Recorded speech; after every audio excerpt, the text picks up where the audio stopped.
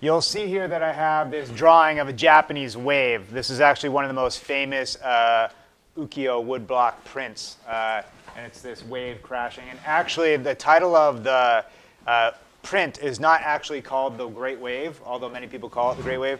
It actually refers to Mount Fuji being in the background. So if you ever look at this super famous poster, you'll actually see Mount Fuji in the background. It's from a series of the most famous set of prints, and they all have to have Mount Fuji in the background. Raise your hand if you've ever seen this print somewhere, like on a wall. Okay, yeah, tons of hands up, great. Okay, so Mr. AB has interpreted that print, and I'm about to defile it. Defile means take something sacred and make it worse.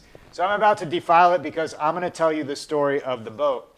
And in the story of the boat, it involves me and my friends Joel and Jeff being on a boat that looks somewhat like this on that wave, okay? So I'm going to tell you that story right now. So the first thing you need to know is that in high school, me and Joel were not like that concerned about what other people thought about us. We would just kind of like do our own thing. We were famous for going home after school and playing ping pong in his garage for hours at a time. It was like our favorite thing to do. Now at my school, because we grew up near the beach, a lot of the kids really liked going to the beach. It was a really popular thing. There's a fair number of surfers and so on and so forth. And it was like a kind of a cool thing to do. Now, Joel and I liked going to the beach, but neither of us were surfers. I think maybe because like being a surfer really takes like a ton of mental energy. You have to really commit to being a surfer. And we were so engaged in trying to do well in school and being soccer athletes that wasn't really something that appealed to us. But what we did like to do is we liked to go to the beach, and we would bring what we like to call the boat.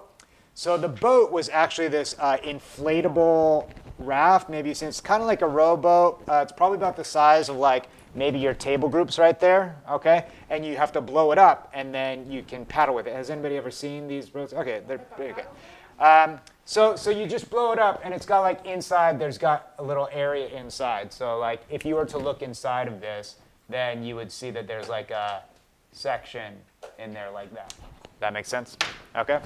So here's what we would do is we would put it in his car, and we would drive it down to the beach, and then we'd have to unroll it onto the sand, and then we'd start blowing it up. So we'd be on the ground. I remember we went down there one time, and we were on the ground, we were blowing it up. And it took forever because it's like a huge boat. Like imagine with your lungs trying to blow up an entire boat that's the size of your desk. So we'd be down there. And while we were blowing it up, like all these people would walk by us because it's Saturday at Del Mar, beautiful beach, very famous beach in California. And people would walk by us and they'd be like, what are they doing? You know? And we didn't care. We'd just be like, blowing, blowing, blowing. Excuse me, sometimes it makes you cough. So we'd be down there blowing, blowing, and sometimes like something would just crack us up. Like if you've ever been with your friends and sometimes you're just doing something silly and you just start laughing. So we'd start laughing, and people would be walking by us and they're like designer swimsuits looking at us blowing up this boat. And we'd be laughing, and we didn't really care that they were laughing at us too. Well, once we got the boat blown up, that was the great thing. Now, unfortunately, Jeff was famous, my other best friend growing up. Jeff was famous for being a late riser. So Joel and I would get to the beach, and we'd be blowing it up, and then Jeff would show up an hour and a half later, and he'd walk up with his towel and be like, "Oh, it's so nice of you to show up now that we've got the boat blown up," right? And he's like, "Yeah, sorry, I was sleeping," right? So what we would do is we would get in this boat, and we would take it, and we would like to ride the waves in the boat.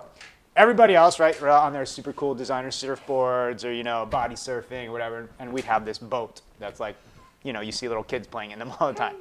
So what you do at Del Mar is there's like different sort of levels of waves. So there's like the inner waves, which are the little ones, right? And they're all little whitewash.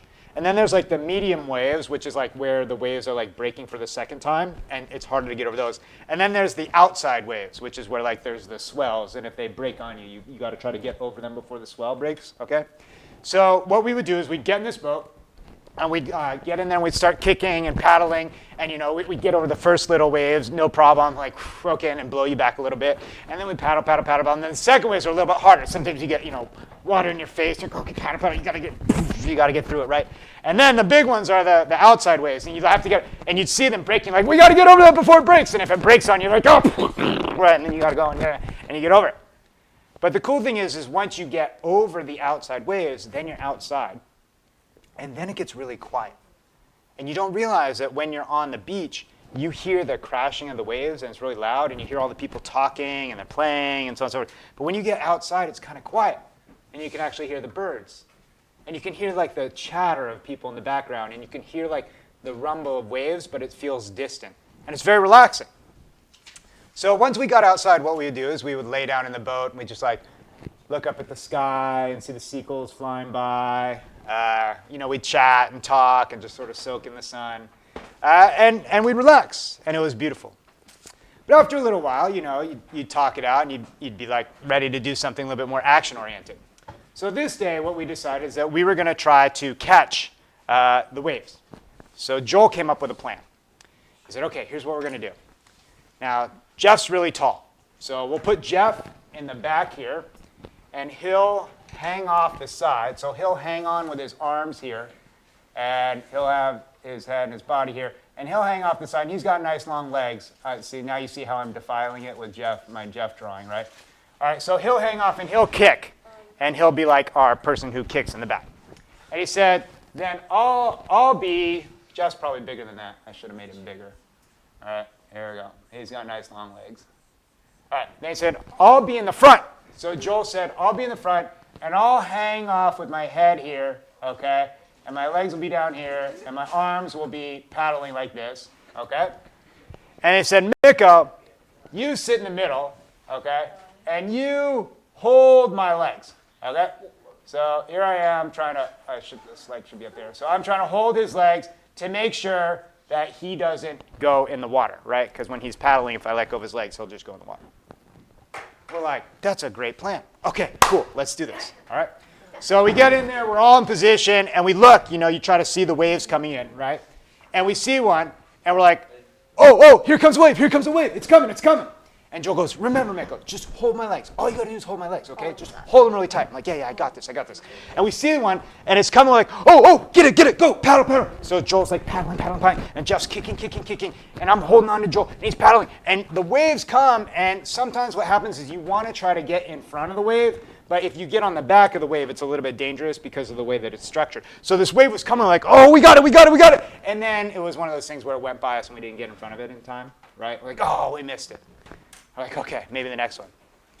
Now, one thing you need to know about waves is they come in sets, okay? So what'll happen is you'll get like a bunch of little small waves, and then you'll get like a set where bigger waves will come in. So it'll be like, a set of 4 or 5 waves. And you never know when that first wave of the set is coming in. So after we missed that wave, it must have been the first wave of the next set. Because we missed it, we're like, oh, and then we turned around and we saw a much bigger wave coming. And I'm like, oh, here comes one. Paddle. It's big, guys, it's big. Paddle. And we were excited because it's fun to catch a big wave. So Joel's like, okay, he can't really see because his head's down there. So he starts paddling as fast as he can. And Jeff glances back, he's like, oh, it's a big one. And he starts kicking as hard as he can. And I'm holding on to Joel, and Joel's paddling. And that wave comes, okay? Now the problem with a wave is you want to be in front of that wave down here, okay? You want to have the power of it behind you. What you don't want to be is up here, because if you're up there, what happens is this boat, when the wave starts to break down this way, if you are caught at the top, the boat is here, and then as it gets pulled down, the boat goes like that, especially if it's a boat made out of air. Remember when we blew up the whole boat? So what happens is Jeff is back here holding on, kicking in the water. I'm up here holding on to Joel's legs. And Joel is down here trying to paddle, counting on me to hold his legs. And as that wave starts to break and we realize how big it is, I look down the wave and I see it's like 10 feet down, and I go, ah! Why? Because I'm scared. And Joel's legs just disappear down. Zoop! I have this image of his legs just disappearing into the water. Zoop! And as he goes zoop, I start cracking up. Like, I just start laughing because it's so funny to see how he just disappears. Zoop! And I go, ah! Zoop! And what happens is, as soon as Joel gets off the wave, right, because he's heavy, as soon as he gets off of that, then the boat bounces back like this, right? And I'm fine, and our boat goes down here, and we start riding that wave in. So we're like riding the wave, and I'm like, ah! And Jeff's looking at me, he's like, why are you laughing? And I'm like, ah, zoop, zoop. And Jeff's like, where's Joel? And I'm like, Joel, zoop, zoop, zoop, ah. And Jeff like starts laughing too, because he hears me laughing. He's like, where's Joel? I'm like, ah, zoop, oh my God, he disappeared. I'm like, I went, ah, he disappeared. And then we turn around, we look back, and Joel, so the wave breaks, right? And then the next wave breaks, and we see this next wave break, and then all of a sudden we see Joel's head pop out of the water. And he goes, Nico! All you had to do was hold my legs. And I'm like, ah! I was like, zoop! You should have seen it, Joel, zoop! You just disappeared, it was so zoop! And then all the people on the shore are watching this entire thing unfold. Like, they saw us try to catch the wave, they saw Joel disappear, they saw Joel raise his hand, they see me laughing uncontrollably. And by this time, Jeff is laughing uncontrollably as well, right? So we ride that wave all the way up to the shore, and Joel starts swimming in.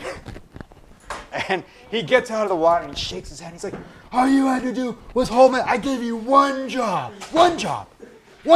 All you had to do was hold my legs. I was like, I know, but the wave was bigger than I thought. And I was like, ah, and then you just went, zoop. You should have seen your legs. They just disappeared. And then Joel did something really brilliant, which I think is part of the reason Joel and I are still friends and always have been. Even though he's done many things that weren't perfect, his overall spirit and who he is as a human being is really beautiful. And here's what he did. He started laughing, too. So instead of holding on to that anger and saying, I gave you one job, you're a bad friend, blah, blah, blah, blah, right? He could have held on to that anger.